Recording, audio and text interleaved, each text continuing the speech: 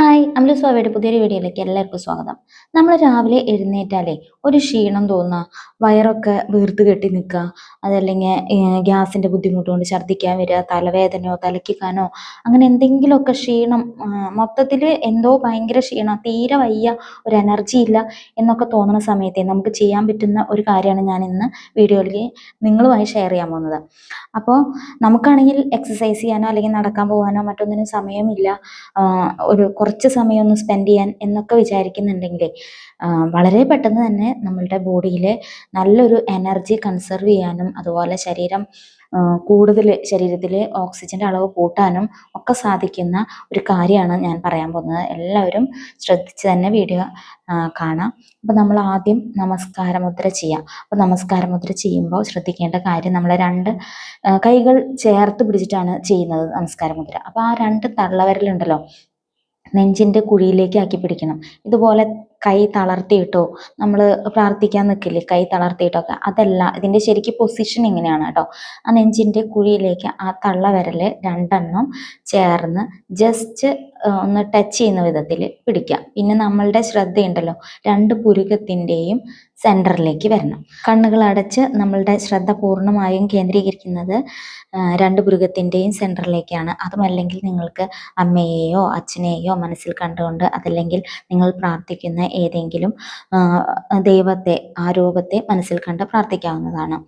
അപ്പോൾ നമ്മൾ കുറച്ച് നേരം നമസ്കാര മുദ്രയിൽ ഇരുന്ന് ശ്രദ്ധ കേന്ദ്രീകരിച്ചുകൊണ്ട് അതിനുശേഷം നമുക്ക് ചിന്മുദ്രയിലിരിക്കാം. ഈ ചിന്മുദ്രയിലിരിക്കുമ്പോൾ ഉണ്ടല്ലോ രണ്ട് ഫിംഗേഴ്സിൻ്റെ, ചൂണ്ടുവിരലിൻ്റെയും തമ്പിൻ്റെയും അറ്റങ്ങൾ, അതായത് നഖങ്ങൾ തമ്മിൽ കൂട്ടിമുട്ടണം. അതാണ് ശരിക്ക് പൊസിഷൻ. അപ്പോൾ രണ്ട് വിരലിൻ്റെയും അറ്റങ്ങൾ ചേർത്ത് പിടിച്ചുകൊണ്ട് വേണം നമ്മൾ ചിന്മുദ്രയിലിരിക്കാൻ. ധ്യാനത്തിനിരിക്കുമ്പോഴും പ്രാണായാമം ചെയ്യുമ്പോഴും നമ്മളുടെ മനസ്സ് ഏകാഗ്രമായിരിക്കണം, ഒരു ബിന്ദുവിൽ മാത്രം ശ്രദ്ധ ഏകീകരിച്ചുകൊണ്ട്. പിന്നെ ധ്യാനത്തിലിരിക്കുമ്പോഴും പ്രാണായാമം ചെയ്യുമ്പോഴും പത്മാസനത്തിൽ ഇരിക്കണം എന്നൊന്നുമില്ല. നമ്മൾ എവിടെയാണോ കംഫേർട്ട്, എങ്ങനെ ഇരിക്കുമ്പോഴാണോ ഓക്കെ ആവുന്നത് അതേപോലെ ഇരുന്നുകൊണ്ട് നമുക്ക് പ്രാണായാമം ചെയ്യാവുന്നതാണ്.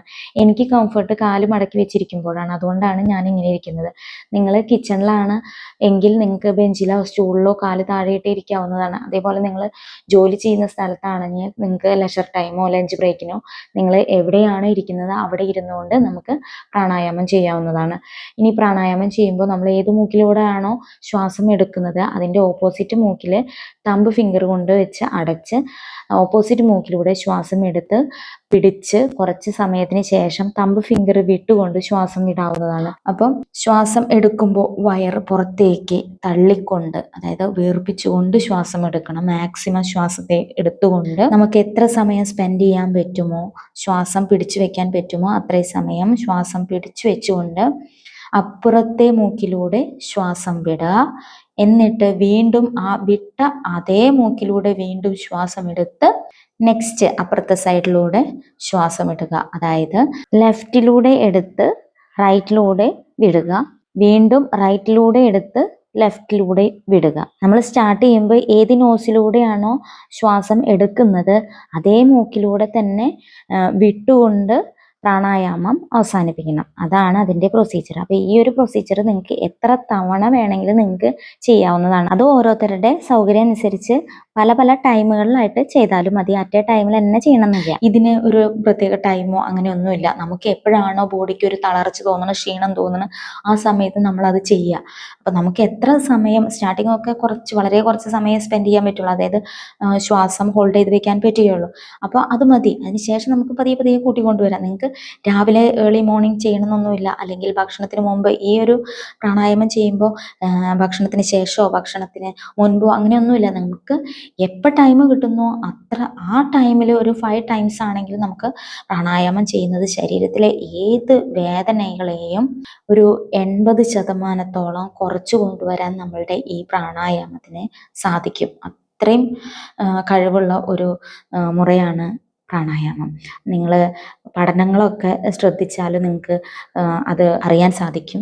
പ്രാണായാമത്തിന് അത്രയും വലിയൊരു കഴിവുണ്ട്. അപ്പോൾ നിങ്ങൾക്ക് എപ്പോൾ ടൈം കിട്ടുന്നോ ആ ടൈമിൽ നിങ്ങൾക്ക് പറ്റുന്നത്ര കൗണ്ട് പ്രാണായാമം ചെയ്യാം.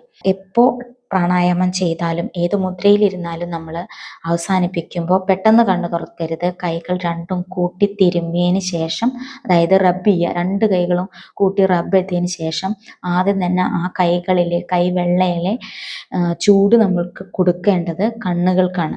ആ കണ്ണുകൾക്ക് കൊടുത്തതിന് ശേഷം നെറ്റി, കവിള്, തലയുടെ പിൻഭാഗം, കഴുത്ത്, ഇവിടെ എല്ലാ ഭാഗത്തും തടവി പതിയെ കണ്ണു തുറക്കാം. നിങ്ങൾ എപ്പോൾ പ്രാണായാമം ചെയ്യുമ്പോഴും ഈ ഒരു സ്റ്റെപ്പ് നിങ്ങൾ മറക്കാതെ ചെയ്യുക. അപ്പോഴാണ് ആ കണ്ണുകൾക്കും ശരീരത്തിനും ആ കുളിർമയും നമ്മൾ ചെയ്തതിൻ്റെ റിസൾട്ടും കിട്ടുന്നത്. ഇനി നമ്മൾ ചെയ്യാൻ പോകുന്നത് നമ്മളുടെ നേരത്തെ പറഞ്ഞ പ്രോബ്ലത്തിന്, അതായത് തള്ളവിരലിൻ്റെ ലാസ്റ്റ് തുടങ്ങുന്ന ആ വരയിലേക്ക് ചൂണ്ടുവിരൽ മുട്ടിച്ചു കൊടുക്കുക. നേരത്തെ നമ്മൾ വിരലുകളുടെ അറ്റങ്ങളാണ് കൂട്ടിമുട്ടിച്ചതെങ്കിൽ ഇപ്പോൾ ചെയ്യേണ്ടത് തള്ളവിരലിൻ്റെ സ്റ്റാർട്ടിങ്ങുള്ള ആ വരയിൽ ചൂണ്ടുവിരലിൻ്റെ അറ്റം മുട്ടിച്ചു കൊടുക്കുക. തള്ളവിരൽ ചൂണ്ടുവിരലിൻ്റെ മുകളിലൂടെ ഒന്ന് ടച്ച് ചെയ്ത് കൊടുക്കുക. ഈ മുദ്രയിൽ ഇരുന്ന് കഴിഞ്ഞാൽ നമുക്ക് നേരത്തെ പറഞ്ഞ ഗ്യാസ് ട്രബിള്, വായുവിൻ്റെ ആ ബുദ്ധിമുട്ട്, ഇതൊക്കെ കുറയ്ക്കാൻ പറ്റും. കാരണം എന്താണെന്നറിയോ, ചൂണ്ടുവിരല് വായുവിൻ്റെ പ്രതിനിധിയാണ്. അതുകൊണ്ട് തന്നെ നമ്മളുടെ ശരീരത്തിൽ ആ ഗ്യാസിൻ്റെ പ്രോബ്ലങ്ങളൊക്കെ ഉണ്ടെന്ന് വെച്ചാൽ അതൊക്കെ ഇല്ലാതാക്കാനായിട്ട് ഈ ഒരു മുദ്രയ്ക്ക് സാധിക്കും. ഇതും ചെയ്യുമ്പോഴും നമ്മളുടെ കൈകൾ റബ്ബ് ചെയ്ത് കണ്ണുകളിലേക്ക് ആ ചൂട് കൊടുക്കാൻ മറക്കാതിരിക്കുക. ഇതേപോലെ തന്നെ കവിളുകളിലൂടെ, നെറ്റിയിലൂടെ, തലയുടെ ബാക്ക് ഭാഗവും കഴുത്തിലൂടെയൊക്കെ കൈകൾ തടവുന്നത് നല്ലതാണ്. ഇങ്ങനെ ചെയ്യുന്നതിലൂടെ നമുക്ക് റിസൾട്ട് കിട്ടുന്നത് എന്തുകൊണ്ടാണെന്നറിയോ? പഞ്ചതത്വത്തിൻ്റെ പ്രതിനിധിയാണ് നമ്മുടെ കൈ. എന്താണ് പഞ്ചതത്വം? നമുക്ക് ഈ 5 തത്വം ആവശ്യമുള്ളതാണ്: വായു, ആകാശം, ഭൂമി, ജലം, അഗ്നി.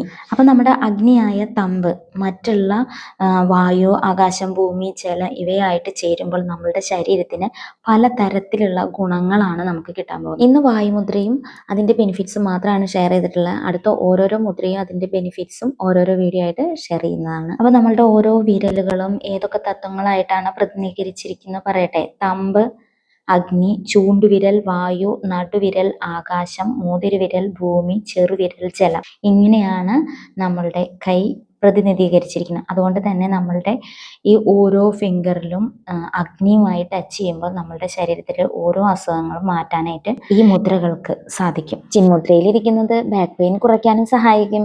അപ്പോൾ രാവിലെ എണീറ്റാൽ ഉന്മേഷക്കുറവോ എനർജി കുറവോ ഒക്കെ ഉണ്ടെന്ന് വെച്ചാൽ ഈ പ്രാണായാമം, വായുമുദ്രയൊക്കെ ചെയ്ത് കഴിഞ്ഞാണ്ടല്ലോ ഓടി നടന്ന് നല്ല ചുറുചുറുക്കോടെ ജോലികൾ ചെയ്യാൻ സാധിക്കും. അപ്പോൾ ഇന്നത്തെ വീഡിയോ എല്ലാവർക്കും ഇഷ്ടപ്പെട്ടു എന്ന് വിചാരിക്കുന്നു. എല്ലാവർക്കും താങ്ക് യു, ബൈ ബൈ.